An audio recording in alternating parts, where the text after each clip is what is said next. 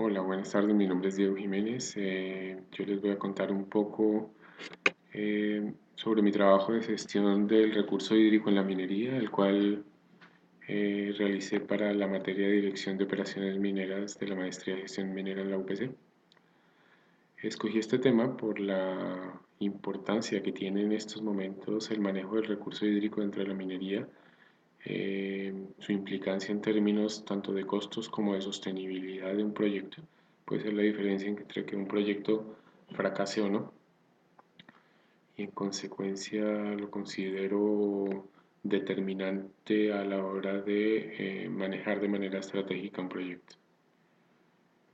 Dividí mi presentación en cuatro grandes temas, los dos últimos un poco relacionados entre sí, eh, que son los siguientes: optimización del recurso hídrico, cumplimiento normativo, manejo de aguas ácidas y manejo de fluentes minero-metalúrgicos, porque hay algunos pues, que no son aguas ácidas.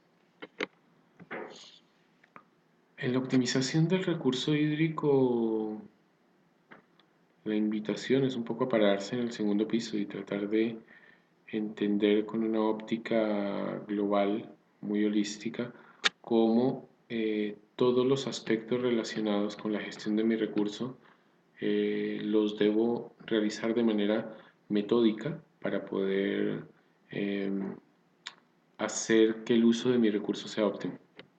Primero tengo que preguntarme cuáles son mis posibles fuentes de agua y cómo las optimizo, cómo establezco cuál es la mejor, incorporando aspectos como CAPEX, OPEX, sostenibilidad social, sostenibilidad ambiental, garantía de caudal, requerimientos de tratamiento para uno u otro uso, etc.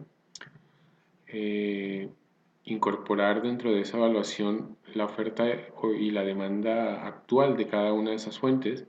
Entonces, si uso agua de mar, pues claramente no estoy compitiendo contra ningún uso, pero si uso una fuente de agua superficial, un río, una quebrada, o si uso agua de pozo, estoy compitiendo seguramente contra otros usos en la zona del proyecto o no, y en consecuencia tendrán diferentes ponderaciones dependiendo de la realidad de cada zona geográfica y de cada proyecto. Eh, pero para poder establecer cuánto podría yo utilizar o cuánto necesitaría utilizar de cada una de estas fuentes o de la que seleccione, tengo que tener muy claro los requerimientos de calidad de agua para cada uno de los usos de mi proyecto minero, que no tienen por qué ser uniformes en términos ni de cantidad ni de calidad. No es lo mismo requerir agua para alimentar una concentradora, que en términos de calidad debería ser un agua de una calidad buena para que no interfiera con la recuperación del mineral que yo estoy procesando, que tener la necesidad de regar caminos o tajos donde pues no necesito agua de una calidad excelente para poder cubrir esta demanda. Con, con todos estos aspectos evaluados debería yo poder hacer un balance másico hídrico completo de mi proyecto y establecer cantidades, calidades y, y posibilidades de reuso dentro de mi proyecto, establecer un diagrama de flujo de todas mis fuentes de agua y poder incorporar allí requerimientos de tratamiento intermedio si es que los hay, eh, en procura de mm, maximizar la eficiencia en mi uso del recurso y evitar gastos innecesarios.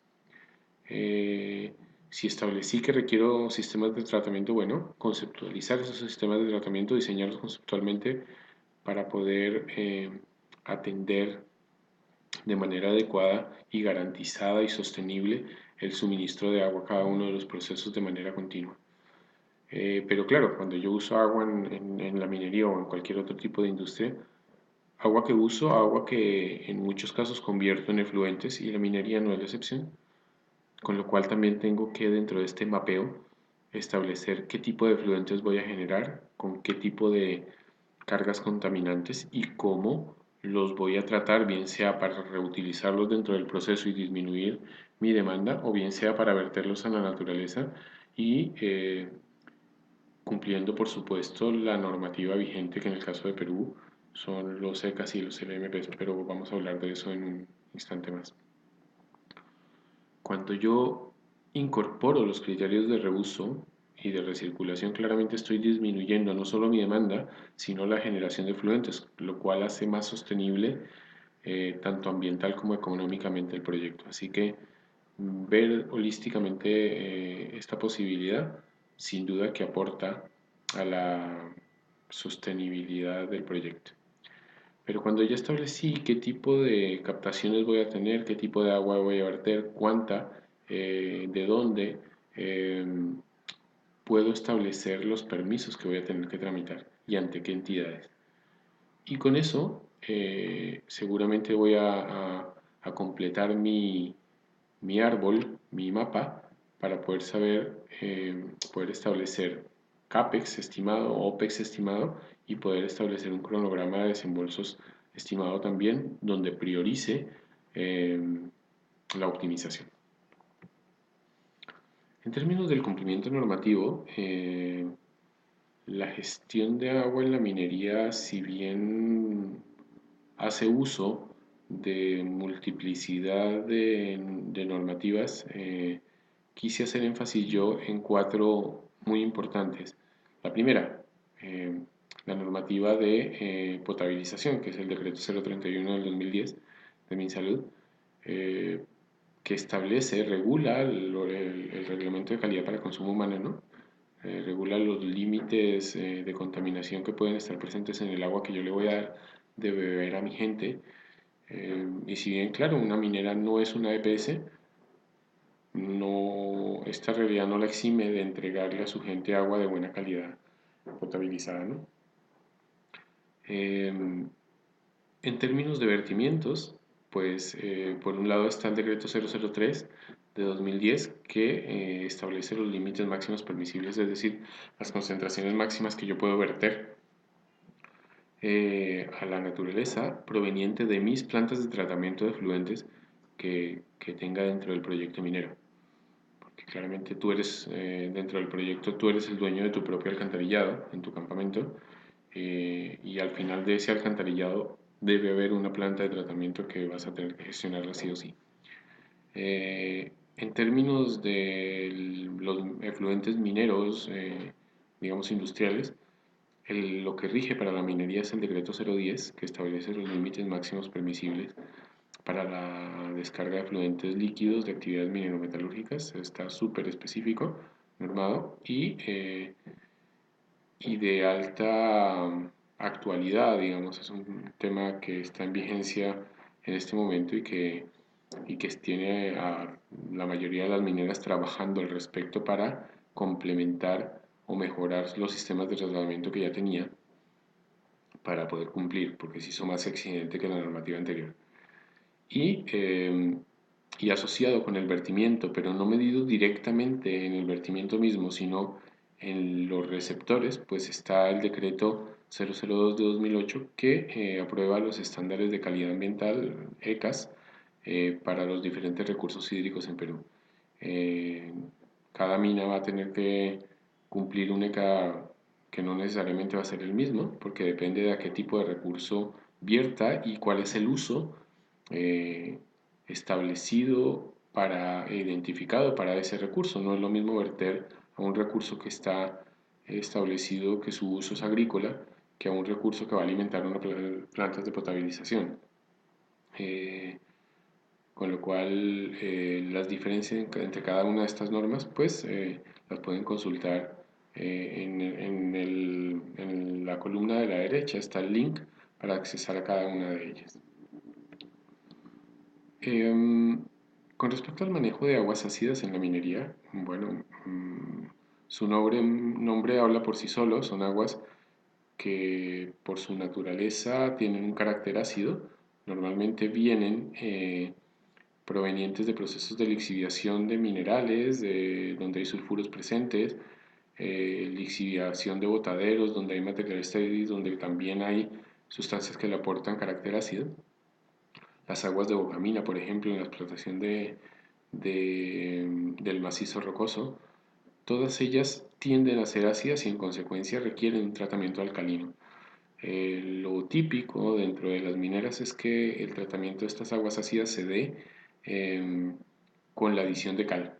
Se puede dar con la adición de soda también, pero claramente más costoso. Eh, y las dos tecnologías más frecuentes para, para neutralizar este tipo de aguas ácidas son las plantas HDS y las plantas LDS. HDS cuando densificamos el lodo y LDS cuando no lo densificamos. Aquí les estoy mostrando un poco una planta típica HDS, donde su primer componente son silos y tornillos sin fin para alimentación de cal viva hacia unos apagadores de cal o slaker, donde se pone en contacto con agua. Es altamente exotérmica, de altos requerimientos de seguridad industrial. Luego la cal apagada va a estanques de almacenamiento desde donde pasan un tanque de mezcla con el lodo recirculado de la misma planta para alimentar después al reactor donde recién se pone en contacto con el agua ácida. Es ahí donde se da el intercambio iónico para la neutralización. Em, la siguiente etapa pues es una clarificación, donde el lodo resultante de esta neutralización se sedimenta y me genera dos corrientes, una de lodo de fondo y una de agua clarificada. El agua clarificada bien sea con un destino de reutilización dentro de la planta productiva o con un destino de vertimiento. Y el lodo de fondo, una fracción recirculada al tanque de mezcla del cual ya habíamos hablado y el resto a los depósitos ¿cómo se diría?, de disposición final de lodos dentro de la mina misma, ¿no? Los efluentes minerometalúrgicos, si bien aquí está incorporado también las aguas ácidas, quise hacer énfasis en otro tipo de efluentes, los relaves mismos, donde el manejo usualmente es llevarlo primero a un espesador de relave, donde por sedimentación asistida químicamente genera un overflow, un clarificado, que usualmente va a las relaveras, a los vasos como espejo de agua para ser frecuentemente utilizado dentro de los mismos procesos industriales o en algunos casos vertido a corrientes de agua superficial y el lodo de fondo a los depósitos de relave. En el caso de ser utilizado como espejo, pocas veces requiere tratamiento adicional, pero podría. Pero en el caso de ser vertido a los cuerpos de agua superficial, definitivamente con la normativa actual la probabilidad de que requiera un tratamiento adicional es muy alta, con lo cual se establece el tipo de tratamiento en función de la brecha que hay entre la calidad de ese fluente y los límites máximos permisibles y los secas de los cuales ya habíamos hablado. Normalmente la prioridad, la problemática está en abatir metales, cobre, zinc, manganeso, arsénico, mercurio, aniones como nitritos y nitratos, sulfatos, cloruros, fluoruros, cianuro, muy importante. Este último usualmente amalgamado, como se dice, unido al cobre de manera importante, difícil de romper, a menos que se utilice peróxido, y el cumplimiento de pH sólidos suspendidos totales. Las plantas tipo o las metodologías tipo para atender estos efluentes minerometalúrgicos, pues son las plantas de neutralización, de las cuales ya hablamos antes, la tecnología de repulpeo, que en realidad está asociada también a las plantas de cal, pero incorporando una fracción de la pulpa de relave como fuente de alcalinidad. Usualmente se utiliza como medida de contingencia cuando me estoy quedando sin cal o cuando veo que la cal no está llegando.